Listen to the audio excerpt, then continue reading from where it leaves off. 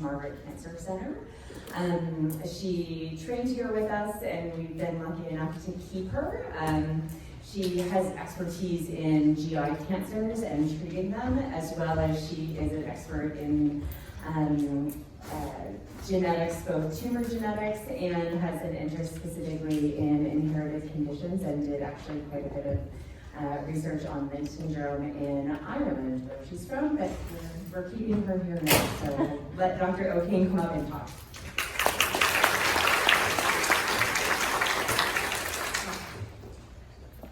Thank you, Spring, and special thanks to all the genetic counsellors for the invite to speak here tonight. It's really so wonderful to see such a high turnout for what I think is extremely important and a very rapidly changing field, certainly for me. As Spring said, I am from Ireland.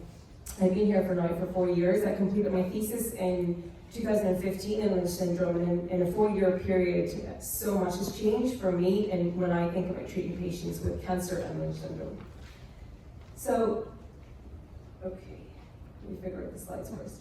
To give you a brief overview of what I'm going to talk about, I'm going to give you an introduction to cancers associated with Lynch syndrome, a little bit about the prognosis and how we treat early stage cancers, and then a little bit more about later stage cancers and immunotherapy. And I'm sure you've all heard a little bit about immunotherapy for Lynch syndrome associated cancers, and then where I think the future is in terms of treating these cancers. So I think it's very important for everyone to recognize that 1 in 2 of us, whether we have a hereditary predisposition gene or not, are going to get cancer at some point in our lifetime. And the majority of cancers are non-hereditary. And I'm not going to be too scientific tonight, but to give kind of a simplistic view of how cancer develops. On the top here, you have non-hereditary cancers, and at the bottom you have hereditary. Now, the majority of cancers come from non-hereditary cancer causes, many of which we don't actually know the reason why these occur. And so in a normal person, you have 2 chromosomes in each cell, and by chance you might develop a mutation in a specific gene. And then by chance again, you develop a second mutation in the other copy of that gene. And that can lead to a cancerous cell. And this is our picture of what cancer looks like. And really all cancer is what we call an uncontrolled division or proliferation of cells that really shouldn't be growing that quickly. In hereditary cancer, you have someone who's born with one of the mutations, and then by chance you get a second mutation and the cancer occurs.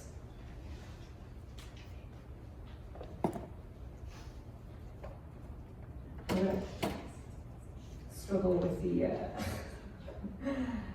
okay, slides.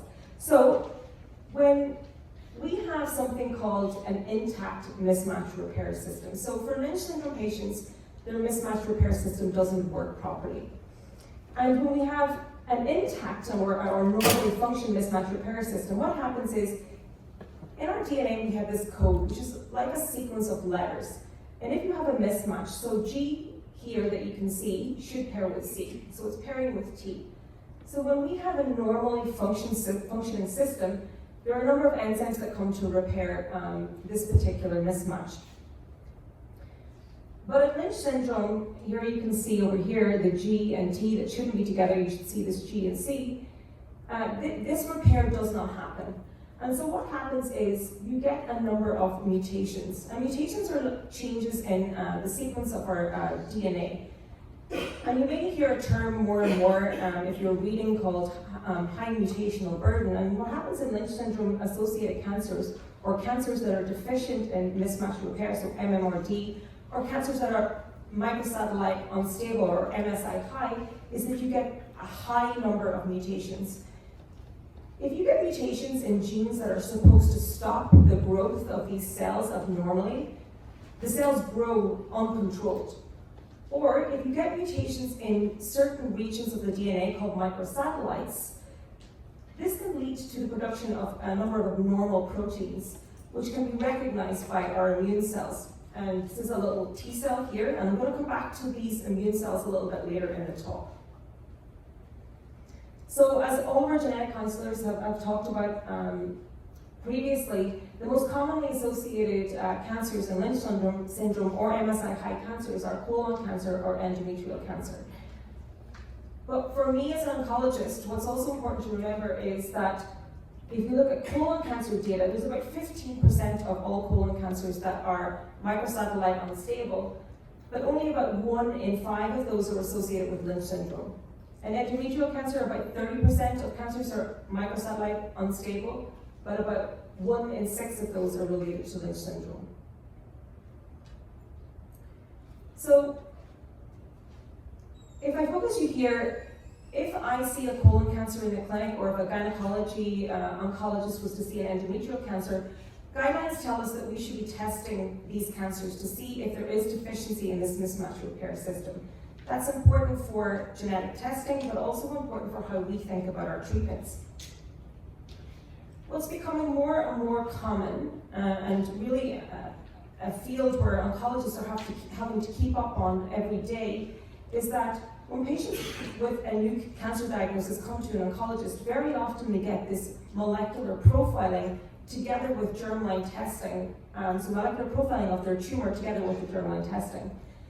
And this paper was published earlier this year, and it looked at 15,000 patients who came through Memorial Sloan Kettering who had this panel testing or next generation sequencing for different types of mutations.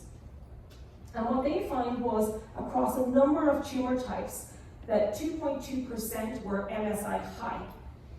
That equated to 326 patients. There was about another 700 patients who were what they called MSI intermediate.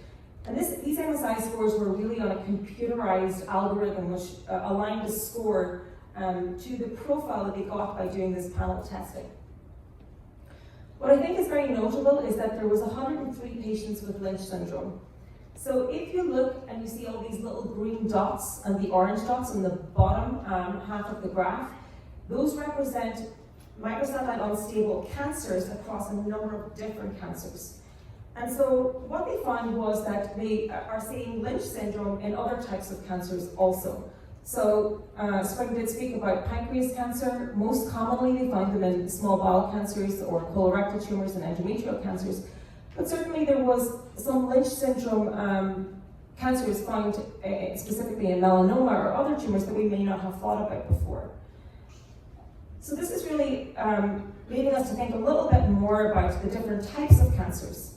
But for me, what was really important was that of the patients who did have Lynch syndrome, 36% of those patients had a microsatellite stable tumor, which means the Lynch syndrome wasn't necessarily driving their tumor. And it comes to that point that 1 in 2 of us at some point in our lives are going to get cancer. Because we have a hereditary predisposition to it, doesn't mean that necessarily that particular germline gene is driving the cancer. So, to kind of conclude with that first part of my talk, microsatellite unstable cancers or Lynch syndrome associated cancers are very unique because of this failure of the mismatch repair pathway. Lynch syndrome is a small proportion of what we call microsatellite unstable cancers, and not all cancers in the setting of known Lynch syndrome are microsatellite unstable. And so why is this important for me as an oncologist? So first of all, if we think about the prognosis and the outcome of Lynch syndrome-associated cancers, what we know is that if we look at the colorectal cancer data, early stage cancers, so those that are stage 2 or stage 3, do better than patients who have microsatellite stable cancers. And this is because microsatellite unstable cancers or Lynch-associated cancers are less likely to spread or metastasize.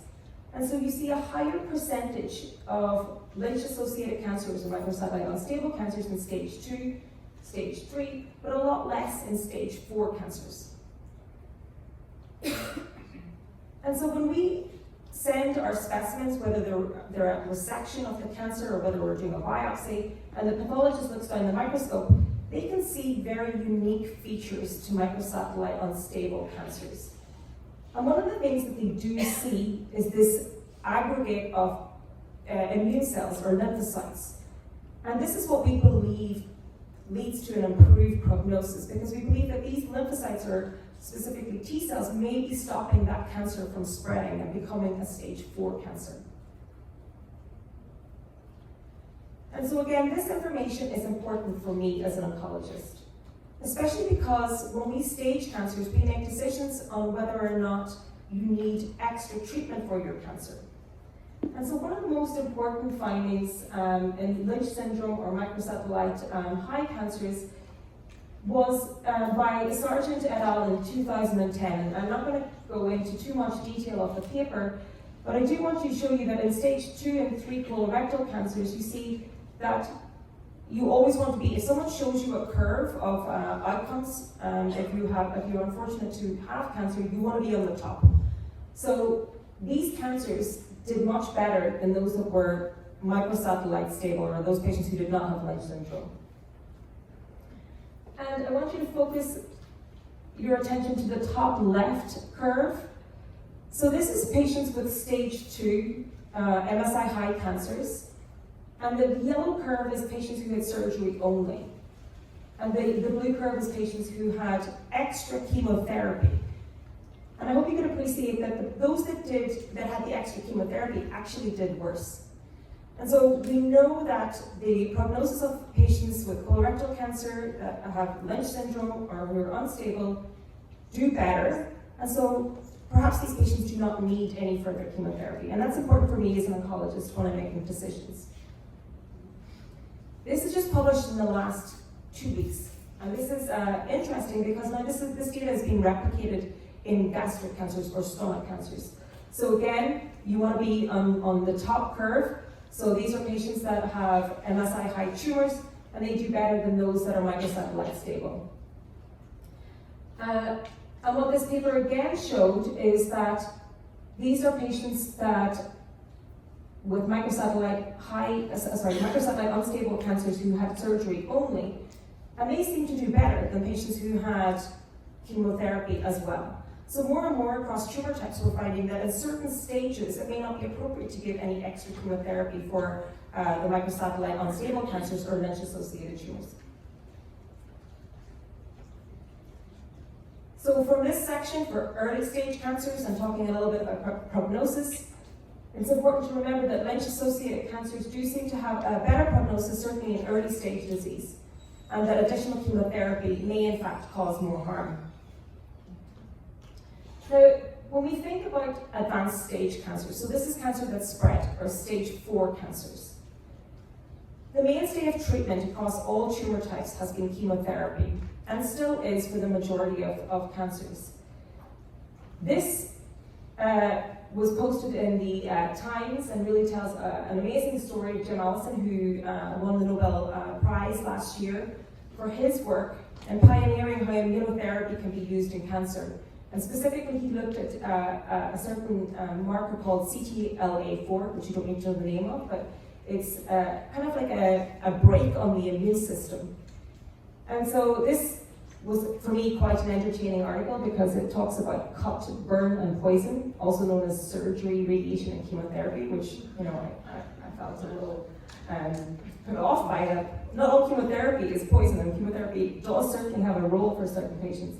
And also that they mentioned his brilliant colleagues and his brainy wife. I thought maybe perhaps we could have at least said her name in the headline of the article.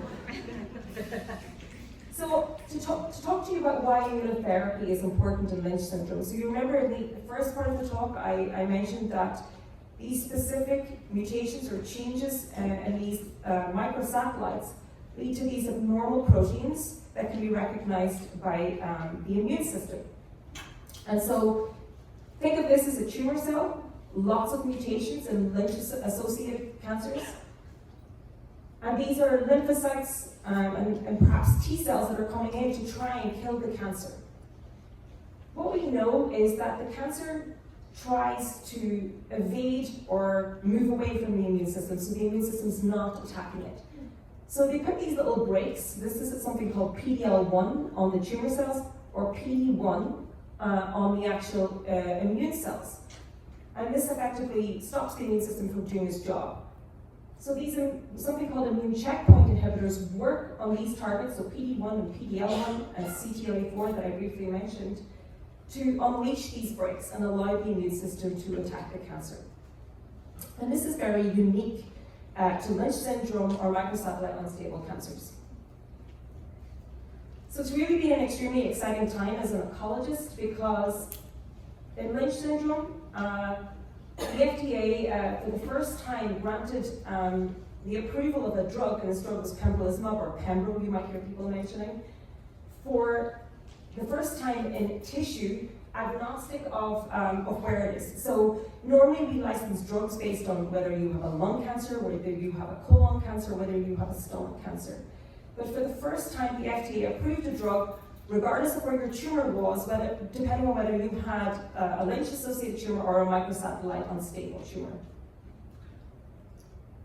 And this was because of very small data, so very small results. This was published in the New England Journal of Medicine, one of our most prestigious journals. It only had about 46 patients, and that's not usually normal. But what you can see is if you cast your eyes to the bottom graph, you have the red color here, which is what they say mismatch repair, proficient colorectal cancer. The blue is mismatch repair deficient colorectal, and the black is mismatch repair deficient non-colorectal cancer. So other types of Lynch-associated cancers. And if you take the 0 as being, if you think of yourself, we don't want to think of ourselves as having cancer, but if you think of somebody who has cancer and they have a number of cancer areas in the body, you take that as 0. And when the tumor shrinks, this is what we measure. So in all these patients, the tumor was shrinking, and shrinking quite a lot. And this is again shown differently in the above graph and something we call a spider plot. And you can see that the blue, the black, all these tumors were shrinking when patients with these microsatellite unstable cancers were given pembrolizumab. This was updated later, and again, this particular graph just really shows that it's not limited to colorectal cancer or Lynch-associated colorectal cancers or microsatellite unstable colorectal cancers, but across a number of different cancers, you had this huge amount of shrinkage when you gave these patients pembrolizumab. Not only did you get shrinkage, but you got this response for a very long, prolonged period of time. So here you can see this is 3 years, and these are patients with stage 4 cancer. And over 50% of these patients were still alive and doing really well on treatment at 3 years. So because of this data and a number of other trials that I have not gone into, pembrolizumab was granted FDA approval in May 2017.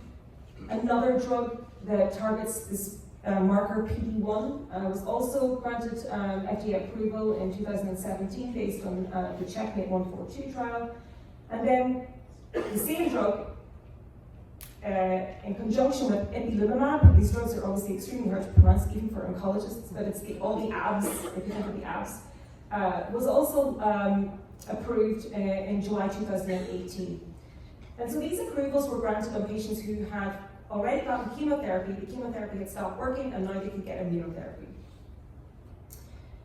And so there is emerging data to suggest that we should actually be using some of these drugs before chemotherapy. So if someone has advanced cancer, stage 4, they come into us, that we should be using the pembrolizumab or the ABS up front instead of chemotherapy. And we await the results of the randomized data, which means that you get put into one arm or the other. Notably for patients, it's important, patients often come to me, do not want to be randomized in a clinical trial. But in this study, there is the option, if you get chemotherapy first, that you can go on to the immunotherapy afterwards. And so this is a similar study that was reported at ESMO in Munich last year. I'm about to go to ESMO tomorrow in Barcelona, where they looked at first line, so advanced cancer coming in straight away, not going to chemotherapy, but going straight to immunotherapy. And about 50 to 60% of patients were having durable responses to these drugs. The thing about immunotherapy that's a little bit different from chemotherapy is that, and I'm not going to go into huge detail on this, but it's that the side effect profile is a little bit different. And as oncologists, we've had to learn this and learn how to treat it because we're used to using chemotherapy. But if you just think about immunotherapy and what we do, we unleash the immune system to attack the cancer. And in doing that, these immune cells may attack other parts of our body. So in patients who have autoimmune disorders, such as rheumatoid arthritis or ulcerative colitis, it's the same principles. So these patients are people who have the immune system that attacks their normal bile to give you an inflammatory bowel disease. So we, in fact, can do that with our drugs and cause almost a colitis in some of these patients. So it's something that we have to be very careful about. These serious adverse events in immunotherapy are less than 5%. And we actually love using immunotherapy agents because they're much better tolerated generally than chemotherapy. So important for patients with Lynch syndrome, where we are in Canada, it can be really, to be honest, quite a struggle for oncologists. Health Canada has granted approval for pembrolizumab for microsatellite high colorectal cancer and endometrial cancer. In America, it's granted for all cancers where there is evidence of microsatellite instability or Lynch syndrome. Just because it's a Health Canada approved doesn't mean it's reimbursed, and presently it's not reimbursed. So for us as oncologists, we're relying on getting our patients onto clinical trials, which can be sometimes quite challenging because clinical trials really select out the best patients, or private health insurance. We have approached several times a number of different companies that have these drugs and have been unable to get compassionate access. So it's quite a challenging time for us to try and get immunotherapy for these patients where we know the response rates are quite high. So for you guys, the most important clinical pearls from that piece in stage 4 cancer is that Lynch syndrome-associated cancers in America, the FDA have granted drug approval no matter where the cancer is, if you have Lynch syndrome or a microsatellite unstable tumor. It is not freely accessible yet in Canada, but I do think it will come. The future, I think we are going to be leaving chemotherapy behind for Lynch syndrome cancers. And I think there's going to be more and more immunotherapy agents. I think immunotherapy will become the standard of care in advanced stage cancers. We don't know the optimal duration of therapy. We don't know the mechanisms necessarily of resistance or how to overcome that. I do think after surgery, immunotherapy is going to be used and chemotherapy may go. I don't think we'll be letting go of chemotherapy altogether. And there's a lot of work going on to creating vaccines and to look at markers of response to these agents in the blood also. And I'm happy to take any questions at the end. And I'm sorry for the time.